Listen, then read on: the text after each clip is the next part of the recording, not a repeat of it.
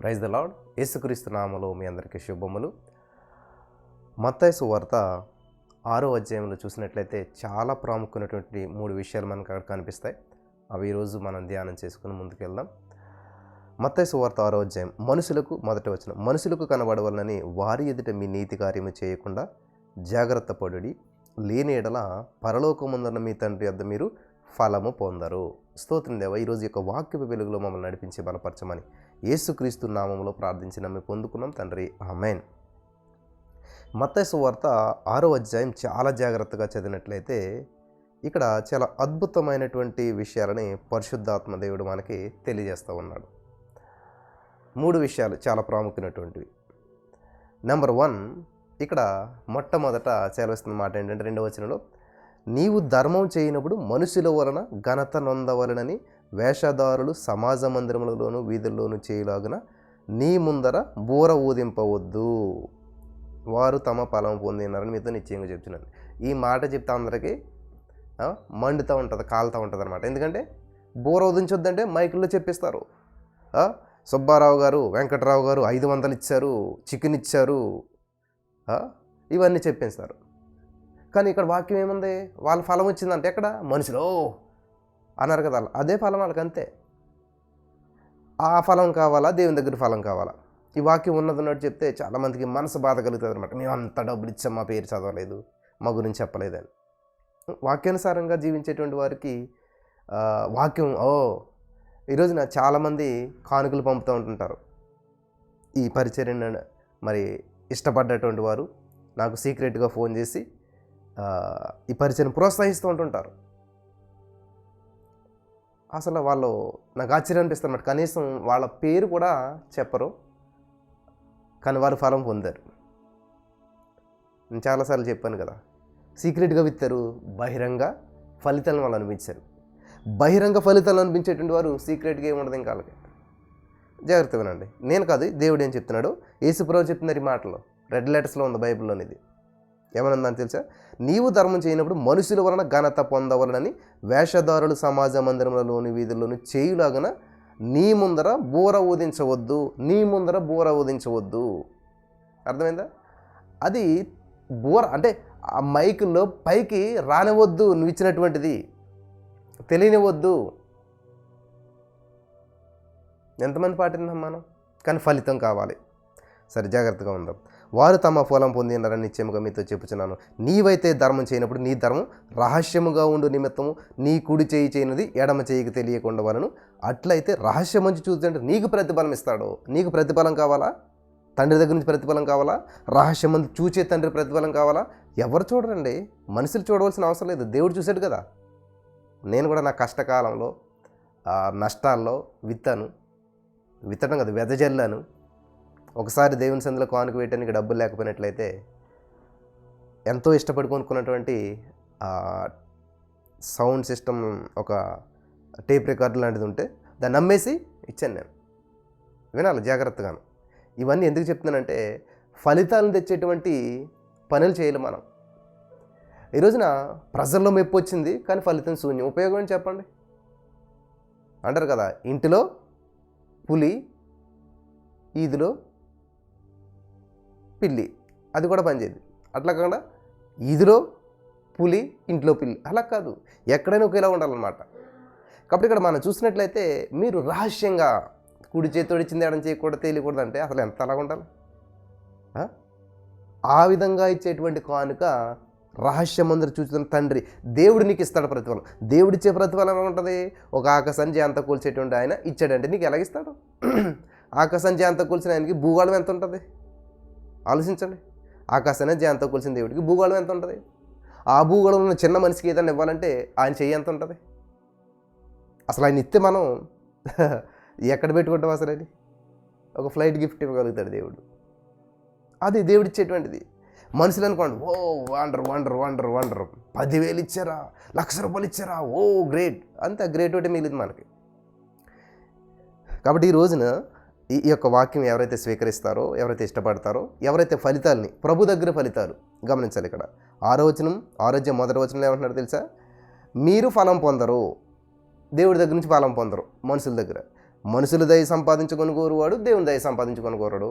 దేవుని దయ సంపాదించుకునేవాడు మనుషుల దయ సంపాదించుకోవచ్చు, సంపాదించుకోకపోవచ్చు. కానీ దేవుడి ఉద్దేశం ఏంటి? యేసుక్రీస్తు ప్రభువు ఒక భూలోక రాజ్యంలో ఉండగా దేవుని దయందు మనుషుల దయను వర్ధిల్లుతూ వచ్చాడంట. గమనించాలి. దేవుని ఉద్దేశం నువ్వు మనుషుల దయలో వర్ధిల్లాలి, దేవుని దయలో వర్ధిల్లాలి. దేవుడు హెచ్చించిన తర్వాత మనిషి ఆటోమేటిక్గా దాన్ని కాదనలేడు, అది వేరు. మనుషులు హెచ్చించాక దేవుని హెచ్చింపు లేకపోతే అది వృధా. ధనవంతులు ఆదర్శ స్టోరీ చూస్తాం మనం. సమాజంలో మంచి పేరు, మంచి హోదా, మంచి స్థితి, మంచి ఇల్లు, మంచి బట్టలు అన్నీ ఉన్నాయి. కానీ ఆత్మీయంగా చూస్తే జీరో. ఉపయోగం ఏముంది? లాజర్ చూసినట్లయితే సమాజంలో మంచి పేరు ఏమీ లేదు, కానీ ఆత్మీయతలో మంచి స్థితి ఉన్నది. ఓకే, అలా ఉన్నా పర్వాలేదు. కానీ బైబిల్ గ్రంథంలో ఇంకా మనకు చాలామంది తెలుసు. దావీదు జీవితంలో ఎక్కడ కూడా మిస్టేక్ అనేది కనిపించదు. దానియేలు ఎక్కడ కూడా మిస్టేక్ అనేది కనిపించదు అయింది. సంఘంలో మంచి పేరు, సమాజంలో మంచి పేరు, ఇంట్లో మంచి పేరు. హల్లెలూయా. యోసేపు చూసారా, ఇంట్లో కొంచెం నిందించిన కానీ తర్వాత మళ్ళీ సెట్ అయింది. కానీ చివరికి ఆయన జీవితం ఎలాగుంది? సమాజంలో మంచి పేరు, దేవునిలో మంచి పేరు. దేవుని ఉద్దేశం కూడా అదే. బాలుడైన సమయాలు దేవుని దయలో మనుషుల దయలో దినదినం వర్ధిల్లుతూ వచ్చాడంట. కాబట్టి ఈ రోజున నువ్వు నేను కూడా మనం ఏంటంటే వర్ధిల్లుచూ రావాలంట. దేవునికి స్తోత్రం కలుగును గాక. హల్లెలూయా. ఏంటంటే వర్ధిల్లాలి. ఎక్కడ? సంఘంలో, సమాజంలో, ఇంటా బయట. ఫర్ ఎగ్జాంపుల్ మన మైండ్ మెచ్యూరిటీ, మీ చిన్న పిల్లోడే ఉన్నాడు 5 సంవత్సరాలు, వాడిది 10 సంవత్సరాల బ్రెయిన్, ఒక 15 సంవత్సరాల చెప్పేటువంటి అని చెప్పేస్తున్నాడు. Praise God. కానీ మనిషి ఎంతే ఉన్నాడు 10 సంవత్సరాలు వచ్చినప్పుడు సంతోషించరా? లేదు. వాడు ఏం చేయాలి? అటు ఎదగాలి, ఇటు ఎదగాలి, జ్ఞానంలో ఎదగాలి, ఇందులోనే ఎదగాలి. 2 ఎదిగితేనే మీరు సంతోషించాలి తల్లిదండ్రులు. అలాగే దేవుడు కూడా అంతే. నువ్వు దేవుని దృష్టిలో మంచిగా ఉన్నావు, ప్రైజ్ గాడ్, మంచిదే. కానీ సమాజంలో నీకు ఏ పేరు లేదు, సమాజంలో ఏ విధమైన అభివృద్ధి లేదు, ఇంకా అప్పుల సమస్యలు బాధపడుతున్నావు, ఆర్థికంగా ఏ విధమైన డెవలప్ లేదు.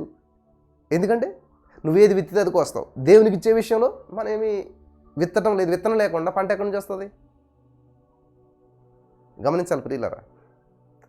సో వెదజల్లి అభివృద్ధి పొందేవారు కలరంట దేవునికి మహిమార్థంగా. సో సంతోషంగా ఏదో ఆయన చెప్పాడు కాబట్టి, అది చేశాడు కాబట్టి ఇట్లా కానీ కాదు. మనకి దేవుడి చేత ప్రేరేపించబడి సంతోషంగా.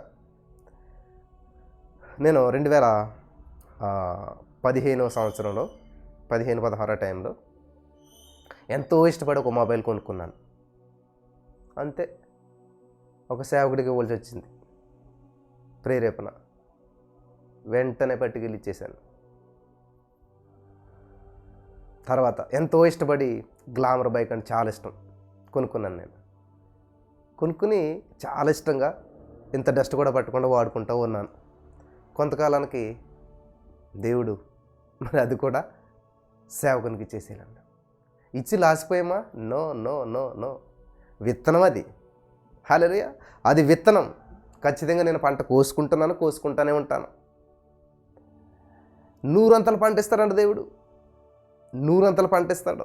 ఇచ్చి లాసిపోవటం అనేటువంటిది ఉండదు. అప్పుడు కష్టం అనిపిస్తుంది. అరే చాలా ఇబ్బందుల్లో ఉన్నాము, లేక ఏదో కొనుక్కున్నాము, ఇదే ఫస్ట్, ఇది కూడా దేవుడికి కావాలా? దేవుడికి అవసరం లేదు. అదొక విత్తనం అనమాట.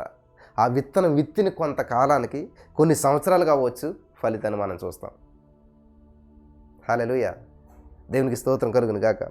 కాబట్టి ఈ రోజున ఈ యొక్క వాక్యం వింటున్నటువంటి నా ప్రియమైనటువంటి సహోదరి స్నేహితులారా, చాలా జాగ్రత్తగా మీరు గమనించినట్లయితే ఫలము పొందరంటున్నాడు దేవుడు. కానీ ఇక్కడ 4వ వచనంలో ఏమంటున్నాడు? రహస్యమంజు మూసి తండ్రి, మీ తండ్రి నీకు ప్రతిఫలం ఇస్తాడు. అలా చేస్తే ఫలం పొందరు, ఇలా చేస్తే ప్రతిఫలం ఇస్తారంట. కాబట్టి ప్రతిఫలం కావాలా, మనుషుల ఫలం కావాలా? మీరు చాయిస్ ఈజ్ యువర్స్ అనమాట. అలాగే తర్వాత 5వ వచనుడు, మీరు ప్రార్థన చేయనప్పుడు వేషధారుల వలె ఉండవద్దు, మనుషులకు కనబడవాలని సమాజ మందిరంలోనూ వీధుల్లోనూ మూలల్లోనూ నిలిచి ప్రార్థన చేయటం వారికి ఇష్టం, వారు తమ ఫలం పొంది ఉన్నారు. సో ఇక్కడ 3 విషయాలు కనిపిస్తున్నాయి మనకి. నెంబర్ 1 ఏంటంటే ధర్మం చేయనప్పుడు, నెంబర్ 2 ప్రార్థన చేయనప్పుడు. చాలా ప్రాముఖ్యమైనటువంటి సందేశం. ఈరోజు చాలా జాగ్రత్తగా వినాలని నేను ప్రభు పేరట మీకు మనవి చేస్తూ ఉన్నాను. హల్లెలూయా. దేవునికి స్తోత్రం కలుగును గాక. ఇది చాలా అద్భుతమైనటువంటి దేవుని వాక్యం అని చెప్పి నేను విశ్వసిస్తున్నాను. చాలా జాగ్రత్తగా వినాలి ప్రియులారా. ఇవి రాసి పెట్టుకోవాలి మనం. ఎందుకంటే ప్రతిరోజు వింటున్నట్టుగానే ఉంటుంది, కానీ ఫలితం మాత్రం శూన్యమైపోతుంటుంది. ఎందుకంటే గ్రహించట్లేదు అంట. వింటు మట్టి విందిరే కానీ గ్రహించరంటున్నారు. సో నా వాయిస్ క్లారిటీగా ఉంది కదండి, జాగ్రత్తగా వినండి. ఇక్కడ నెంబర్ 1, ధర్మం చేయనప్పుడు. ధర్మం ఏదైనా సరే, దేవుడికి ఇచ్చినా మనుషులకి ఇచ్చినా ఎవరికి ఇచ్చినా రహస్యంగా చేయాలి. నెంబర్ 2 ఇక్కడ ఏంటంటే ప్రార్థన చేయనప్పుడు. ఇంటిలో 2 నిమిషాలు ప్రార్థన చేయడానికి మనకి ఇష్టం ఉండదు. ఎక్కడైనా మైక్లో ప్రార్థన చేయమనో లేకపోతే బయట ప్రార్థన చేయమంటే అస్సలు ఎంత వచ్చేస్తుందో మనకి కదా. అది జాగ్రత్తగా చూసుకోండి. బహిరంగ ప్రార్థన కంటే అంతరంగ సీక్రెట్ ప్రార్థన చాలా పవర్ఫుల్ అని చెప్పి దేవుడు చెప్తున్నాడు. మనకి పరలోక ప్రార్థన గురించి ఇక్కడ ఆయన చెప్తూ ఉన్నాడు. పరలోక ప్రార్థన మనకు అందరికీ తెలుసు కాబట్టి దాని గురించి నేను వివరించట్లేదు. మనం పరలోక ప్రార్థన గురించి చాలా మెసేజ్లు వింటాం. నేను కూడా చాలా ఎక్స్ప్లెయిన్ చేశాను కాబట్టి నెంబర్ 1 ధర్మం చేసేటప్పుడు ఎట్లా ఉండాలి, నెంబర్ 2 ప్రార్థన చేసేటప్పుడు ఎట్లా ఉండాలి, నెంబర్ 3 16వ వచనం మీరు ఉపవాసం చేయనప్పుడు. ఇది ఈ మోడ్లోకి వచ్చాం మనం ఇప్పుడు, ఈ సీజన్లోకి వచ్చాం మనం ఇప్పుడు. అంటే ఉపవాసం అనేటువంటిది 1, 2, 3 మూడో మెట్టు అనమాట. మనం ఈ మిగతా మెట్లు మానేసి టక్కనే పైకి ఎక్కేస్తాం, డైరెక్ట్గా అందులోకి వచ్చేస్తాం. వింటున్నారా?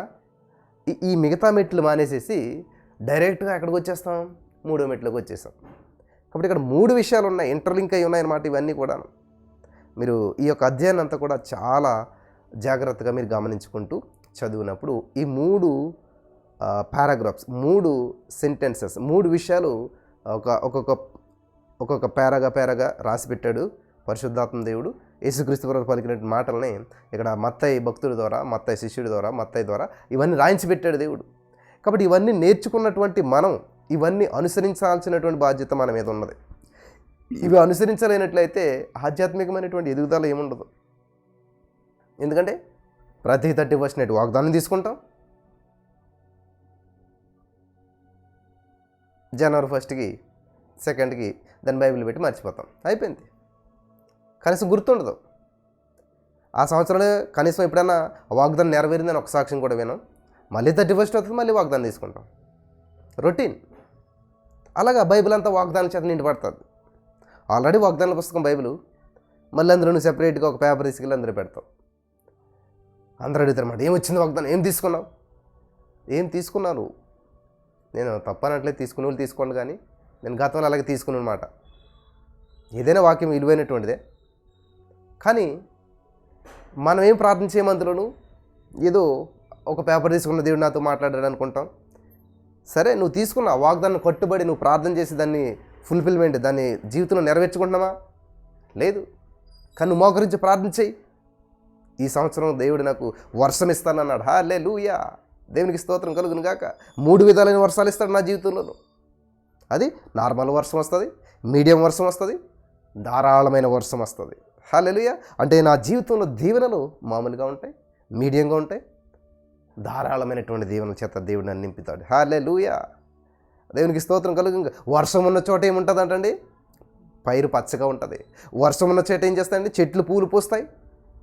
కాబట్టి ఈ యొక్క నాతోటి ఎవరైతే కనెక్ట్ అయి ఉంటారో, దేవుడు నా జీవితంలో కురిపించేటువంటి వర్షం ద్వారా వాళ్ళ జీవితాలు ఏమవుతాయి, పచ్చగా ఉంటాయి, బాగుపడతాయి, దీవించబడతాయి. ఈ యొక్క బోధ, ఈ యొక్క సందేశాలు, ఈ దేవుడిని యొక్క నడిపింపులు ఎవరైతే కనెక్ట్ అయి ఉంటారో దేవుడు వర్షం కురిపిస్తాడు కదా. సమృద్ధి ఉంటుంది ఇక్కడ. ఎక్కడైతే వర్షాలు కురుతాయో అక్కడ పంటలు బాగా పండుతాయి, అక్కడ సమృద్ధి అనేటువంటిది ఉంటుందన్నమాట. కాబట్టి ఈరోజు నీ మాటలు వెంటనే ప్రియమైనటువంటి సహోదరి స్నేహితులరా, చాలా జాగ్రత్తగా వినాలని ప్రభు పేరట మనం చేస్తున్నాను. సరే, ఇక్కడ ఒకటి ధర్మం చేయనప్పుడు ఎలా ఉండాలో చెప్పాడు, రహస్యమే చెప్పాడు. అది రహస్యంగా ఉంటే రహస్య ప్రతిఫలం పొందుకుంటాం అన్నట్టు. నెంబర్ 2 ప్రార్థన చేయనప్పుడు ఎలా చేయాలో అదే దేవుడు చెప్తున్నాడు. ప్రార్థన చేయనప్పుడు ఎలా చేయాలంటే, పరలోకమున్న మా తండ్రి నీ నామం పరిశుద్ధపరచబడిన గాక. ఫస్ట్ పరిశుద్ధపరచబడుకోవాలి. దేవుడు చెప్పిన నేను పరిశుద్ధుడైన ప్రకారం మీరు పరిశుద్ధులై ఉండాలని. కాబట్టి పరిశుద్ధత లేకుండా ఎవరో కూడా ప్రభుని సమీపించలేరు. ఇది చాలా ప్రాముఖ్యమైనటువంటి విషయం.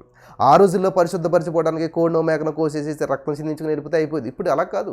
యేసుక్రీస్తు ప్రభు రక్తమే మనల్ని పరిశుద్ధపరిచింది. నువ్వు నమ్మాలన్నమాట. ఆయన పరిశుద్ధుడు కాబట్టి మనం పరిశుద్ధంగా ఉండాలి.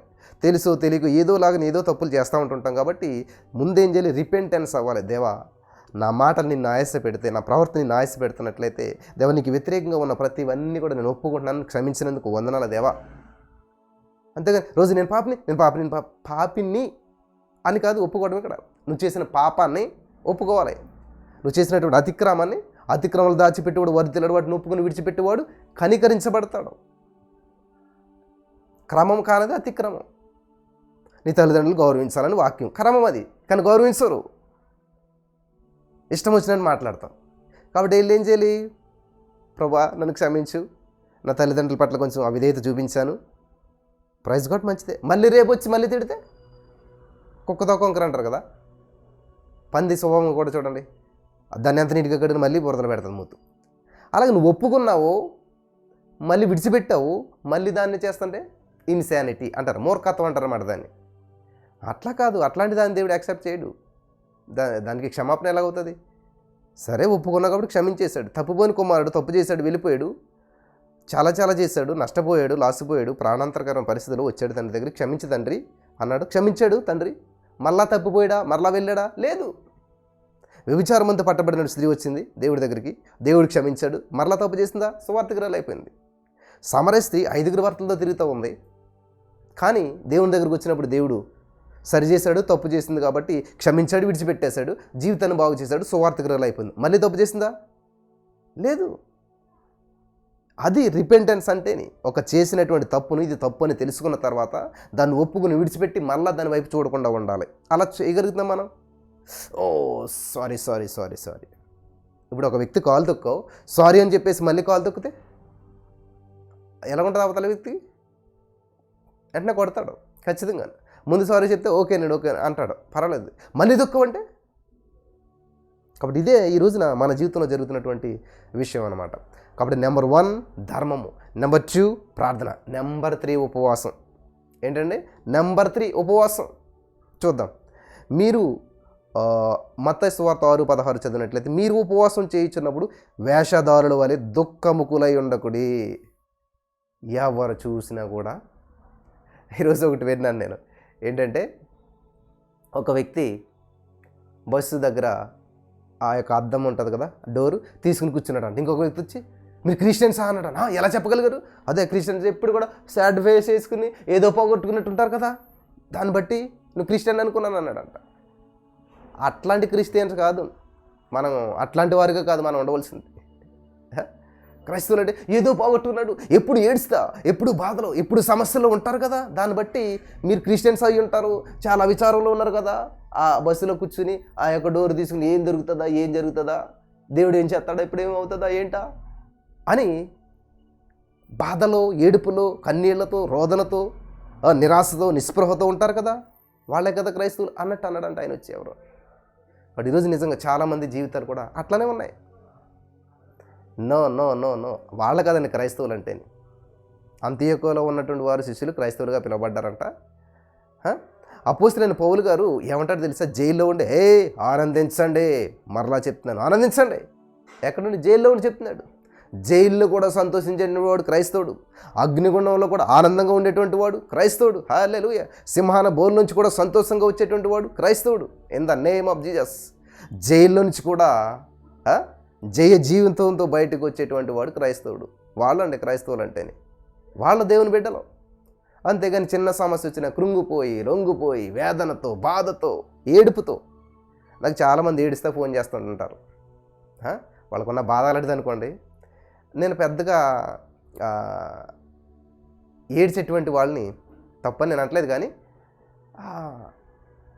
వాక్యం ప్రకారంగా ఏముంది? మీ సమస్య తీరాలి కదా, మీరు సమస్యలు ఉన్నారు కాబట్టి ఏడుస్తున్నారు. వాస్తవానికి బైబిల్ ప్రకారం నీ సమస్య తీరాలంటే, నీ హృదయంలో ఉన్నటువంటి వాటి పరిష్కారం రావాలంటే 37 కీర్తన 4వ వచనం చెప్తుంది, యెహోవాను బట్టి సంతోషించు, నీ హృదయ వాంఛలు తీరిపోతాయి, నీవు ఉన్న సమస్యలు తీరుతాయి. కానీ మరి వీళ్ళు చేసేదేంటి? Quite opposite. ఏడుస్తూ ఉన్నారు. అయ్యో నా జీవితం ఇలాగైపోయింది, నా భర్త విడిచిపెట్టేశాడే, నా కుటుంబం నాకు లేదే, నాకు ఉద్యోగం లేదే, ఇవన్నీ ఏడుస్తాను. ఆల్రెడీ లేదు ఉద్యోగం, అదొక సమస్య. ఆల్రెడీ నీ భర్త నేను విడిచిపెట్టాడు, అదొక సమస్య. ఆ సమస్యకు మళ్ళీ నువ్వేం చేస్తున్నావు? ఏడుపు అనే ఒక సమస్యను తగిలించావు. సమస్య ప్లస్ సమస్య ఈజ్ఈక్వల్ టు 2 సమస్యలు అవ్వాయి, అంతే కదా. అదొక సమస్య, ఇదొక సమస్య. యాడ్ చేసుకుంటే ఏమవుతుంది? పెరిగిపోతుంటాయి. మరేం చేయాలి? ఆల్రెడీ నీకు ఒక సమస్య ఉంది, పరిష్కారం నువ్వే. ఆ సమస్యకు ఆపోజిట్గా సంతోషించు. సమస్య ఏమవుతుంది? సన్నగిల్లిపోతుంది. హల్లెలూయా. ఆల్రెడీ జైల్లో పెట్టారు, తలకాయ తీస్తారు పౌలు గారికి తెలుసు. కానీ ఏం చేస్తున్నాడు? విచారిస్తున్నాడా? ఆనందించండి అయ్యా. జైల్లో ఉన్న ఆయన బయట ఉన్న వాళ్ళకి చెప్తున్నాడు, లోకంలో ఉన్న వాళ్ళకి.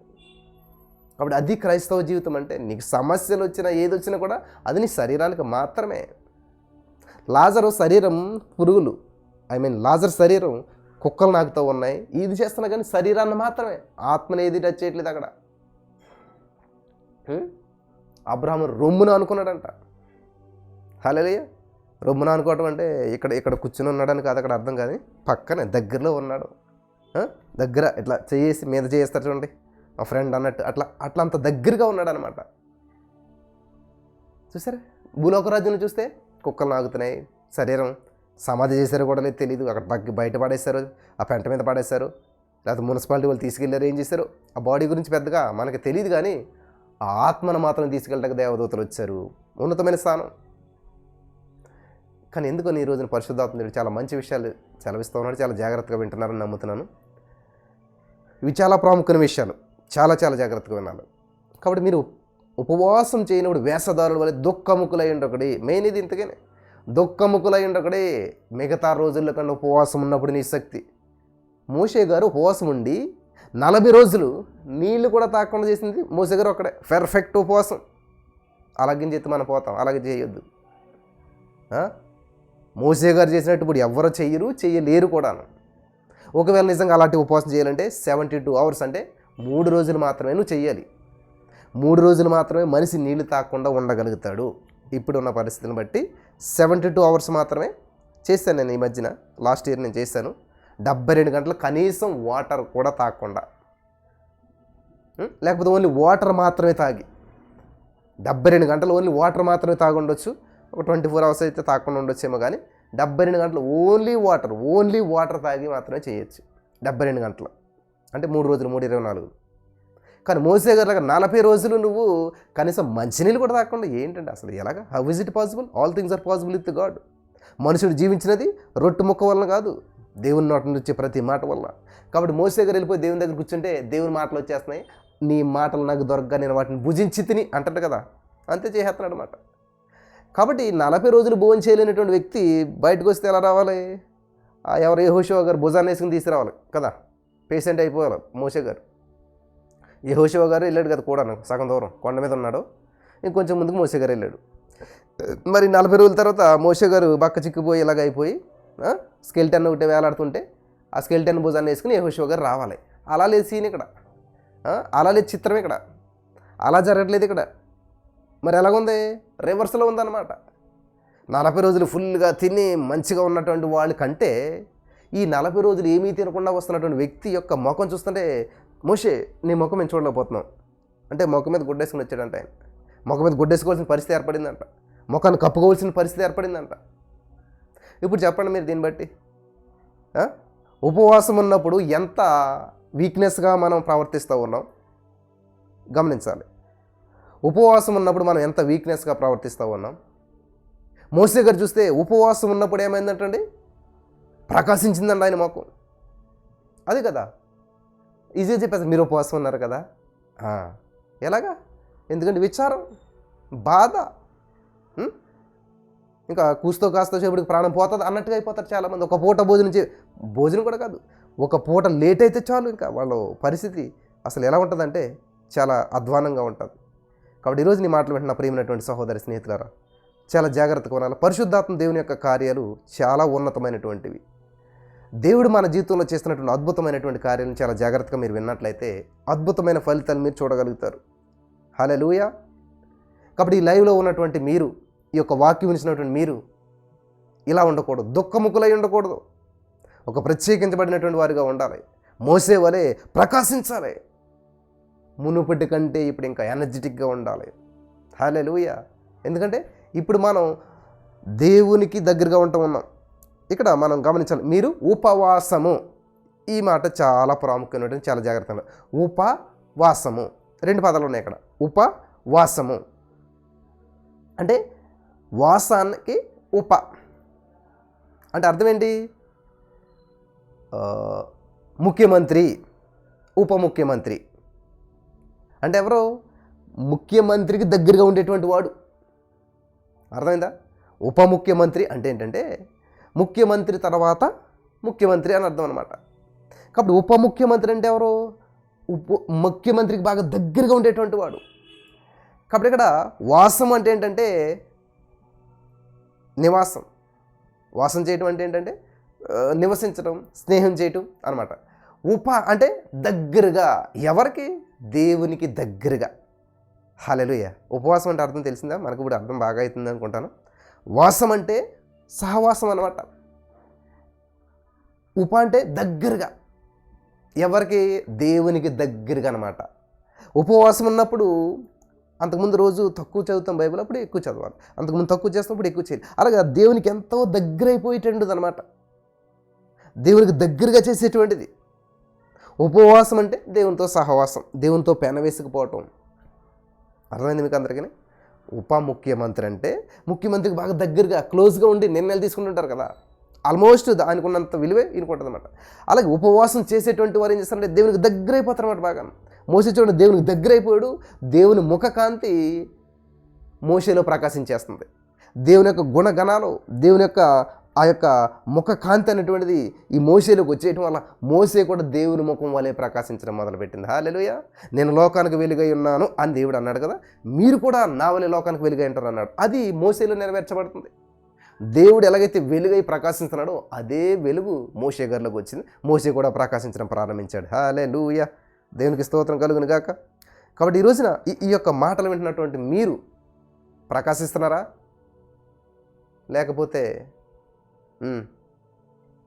బాధలు అనుభవిస్తూ ఉన్నారా? శ్రమలు అనుభవిస్తూ ఉన్నారా? చింతలో ఉన్నారా? జీవితం పట్ల ఒక విధమైనటువంటి నిరుత్సాహ పరిస్థితుల్లో ఉన్నారా? ఎన్నో ప్రయత్నాలు చేస్తారు, పెట్టుకుంటారు ఫోన్ దగ్గర, ప్రార్థనాసల కొరకు ఫోన్ చేయండి అంట. యూట్యూబ్లో అన్ని నెంబర్లు ట్రై చేస్తారు. ఎవరు ఎత్తుతారు? మీ ఉద్దేశం ఏంటి? ఆ వాక్యం చెప్తున్న పాస్టర్ గారు ఎత్తేస్తాడో ఆయనతో మాట్లాడేద్దాం అని చెప్పి అందరికి చేస్తారు. కానీ ఎప్పటికీ జరగదన్నమాట. ఎప్పటికది జరగదు. వింటున్నారా? ఎప్పటికది జరగదు. ఎందుకంటే ఆయన నీకు వాక్యం చెప్పాలంటే దేవుని సందులో గడపాలి. కాబట్టి ఆయన దేవుని సందులో గడిపి దేవుని దగ్గర నుంచి పొందుకున్న మాట్లాడుకొచ్చి మీకు చెప్తారు. అవి వింటే చాలు, అవి అనుసరిస్తే చాలు. ఇది మానేసి మనం ఏం చేస్తాం? ఆయన ద్వారా మనం ఎలాగోలో అని ప్రార్థన చేయించుకోవాలి, ఆయన ద్వారా మనం ఏదో ఒకటి చేయించుకోవాలని ట్రై చేస్తూ ఉంటుంటాం. ట్రై చేసి చివరికి డిసప్పాయింట్ అయిపోతాం. ఎత్తలేదు, పోను కలలేదు అని చెప్పేసి. కానీ దేవుడు ఆలోచన చేస్తున్నటువంటి విషయం ఏంటంటే, దేవుడు ఆశపడుతుంది, నా ఎద్దకు రండి, నేను మీకు విశ్రాంతిని ఇస్తాను అని చెప్తున్నాడు దేవుడు. ఆ సేవకుడి ద్వారా దేవుడు మాట్లాడాడు. ఎస్, ఈ వాక్యం నన్ను తాకింది కాబట్టి ఈ వాక్యానుసారంగా నేను జీవిస్తానని చెప్పి నువ్వు మోకరించి ఆ వాక్యాన్ని స్వీకరిస్తే అప్పుడు నీ జీవితంలో అద్భుతాలు వెంటబడతాయి. ఇది చేయం కదా మనం. నాకు చాలా ఫోన్ కాల్స్ వస్తాయి. మీకు ప్రేరేపణ వస్తుందంట కదా. ఏం ప్రేరేపణ అమ్మంటే అది మీరు ఏది చెప్తారంట కదా. ఎలాగమ్మంటే అదే మీరు ప్రార్థన చేసి చెప్పేస్తారంట కదా ఏమన్నదో. సరే 3:30కి రండి అమ్మ, లైవ్లో ఉండండి అంటే అది కాదు, మీకు ప్రేరేపణ వస్తుందంట కదా. 3:30 ప్రేయర్లో ఉండండి అమ్మ అంటే అంతే, ఫోన్ కట్టం. అంటే వాళ్ళకి ఏంటంటే ఇప్పుడు ఫోన్ చేశారు, హలో చెప్పండి అమ్మ ఏంటి, అదే ఇలాగా కళ్ళు మూసుకొని నేను ప్రార్థన చేస్తున్నాను, దేవుడు మీ జీవితంలో రేపు ఇలా చేస్తున్నాడు, ఎల్లుండి ఇలా చేస్తున్నాడు, ఇలా జరగబోతుంది, మీరు వెచ్చించబడిపోతున్నారు, మీరు దీవించబడుతున్నారు, మీకు దేవుడు గొప్ప గొప్ప కార్యాలు చేస్తున్నాడు, ప్రైజ్ గాడ్, దేవునికి స్తోత్రం. ఫోన్ పెట్టేసరి గంతులేస్తా కూర్చున్నారు. ఆ జీవితంలో ఎప్పటికీ జరగదు. అది ఎక్స్పెక్ట్ చేస్తున్నారు ఇప్పుడు చాలామంది. నేను తప్పు అని అనట్లేదు, దేవుడు తెలియజేస్తాడు ఖచ్చితంగా. ఎప్పుడైతే మనం ప్రార్థన చేస్తూ ఉంటామో వాళ్ళ యొక్క జీవిత విధానాన్ని ఒక తెరిచిన పుస్తకంలో చూపిస్తాడు. ఇజ్రాయేలు ప్రజలు బానిసత్వంలో ఉన్నప్పుడు మొరపెడుతున్నప్పుడు దేవుడు వారి మరణ విని మోసేని పంపిస్తే, మోసే ద్వారా దేవుడు పలికిన మాట ఏంటంటే, పాలు తేనెలు ప్రవహించి వాగ్దత్త భూమిని మీకు ఇచ్చి ఉన్నాను అన్నాడు. దగ్గర 30 లక్షల మందికి వాగ్దానం ఇవ్వబడింది.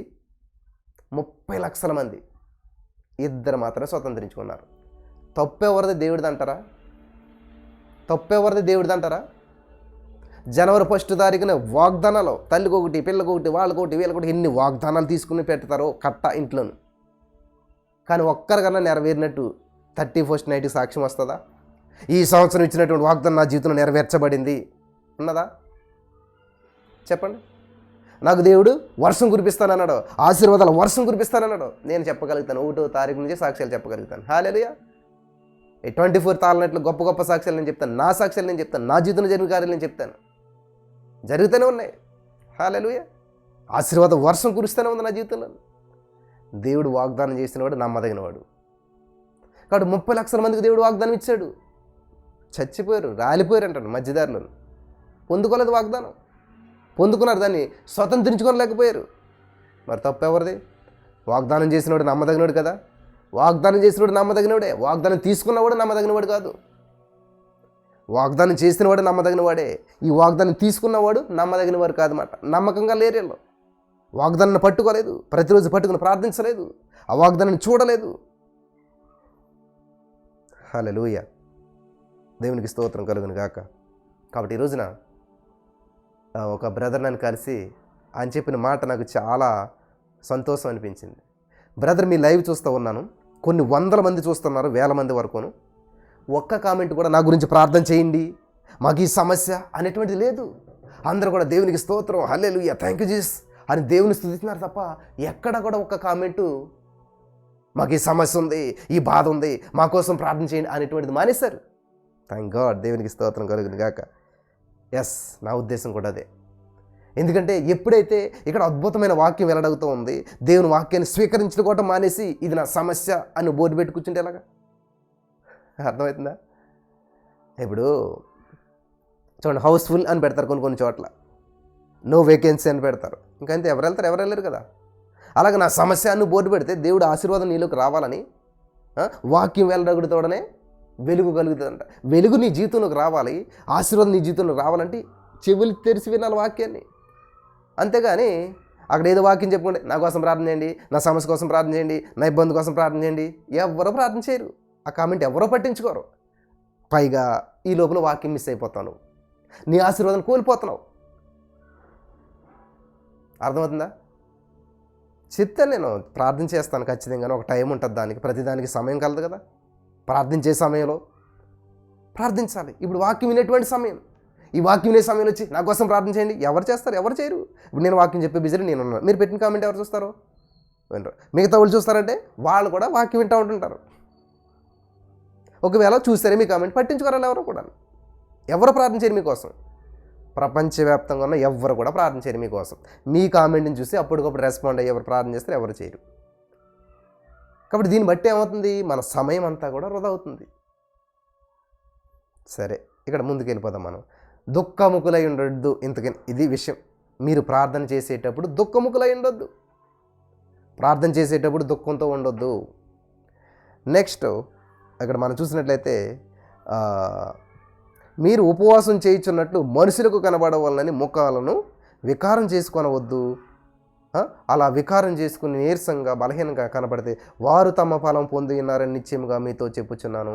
ఉపవాసం చేయుచున్నట్టు మనుషులకు కనబడవాలని కాక రహస్యమందున్న ప్రతిదీ దేవుడు ఏం చేస్తాడో తెలుసా? రహస్యం, రహస్యం, రహస్యం. మళ్ళీ ఉపవాసాలు రకాలు ఉన్నాయి. యోబుల గ్రంథం ఉంటుంది కదా, ఉపవాస దినం చాటించుడి ప్రకటించడని. మరి ఏంటి బ్రదర్, ఉపవాసం రహస్యంగా ఉంది కదా, మీరు పెద్ద బోర్డు పెట్టారు, ఉపవాస ప్రార్థనలు 12వ రోజు 21 రోజులు ఉపవాసాలు అని మొత్తం ప్రపంచం అంతా కనబడేలా పెట్టారు, మీరు ఏమి రహస్యం అంటారు?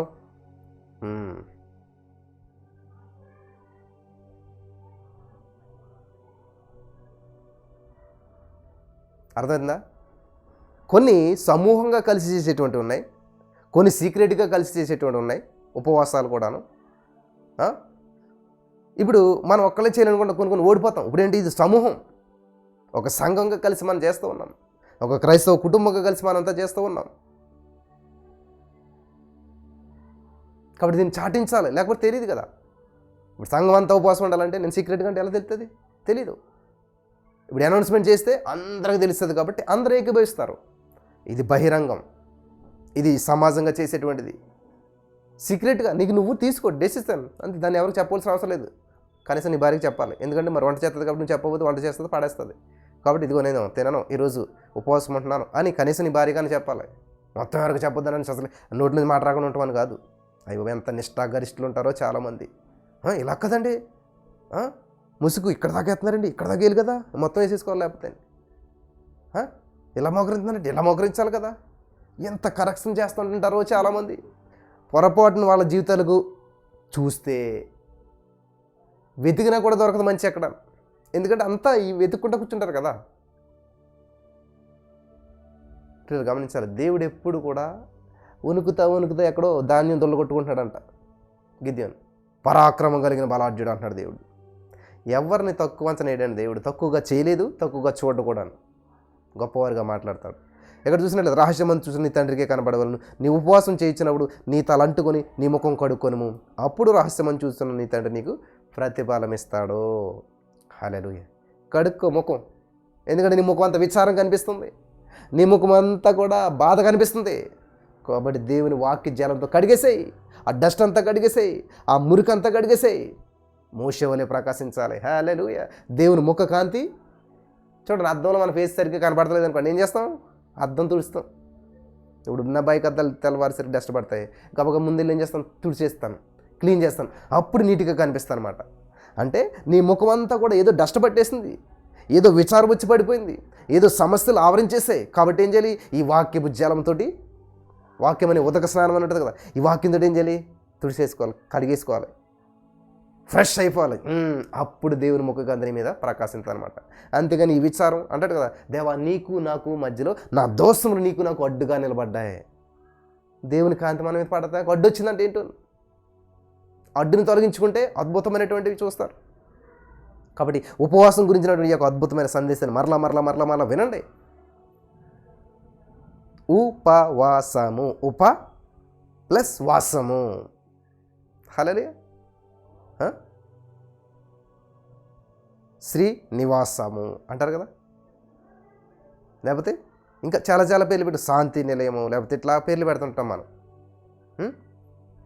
వాసము అంటే దగ్గరగా జీవించటం, సహవాసం చేయటం అనమాట.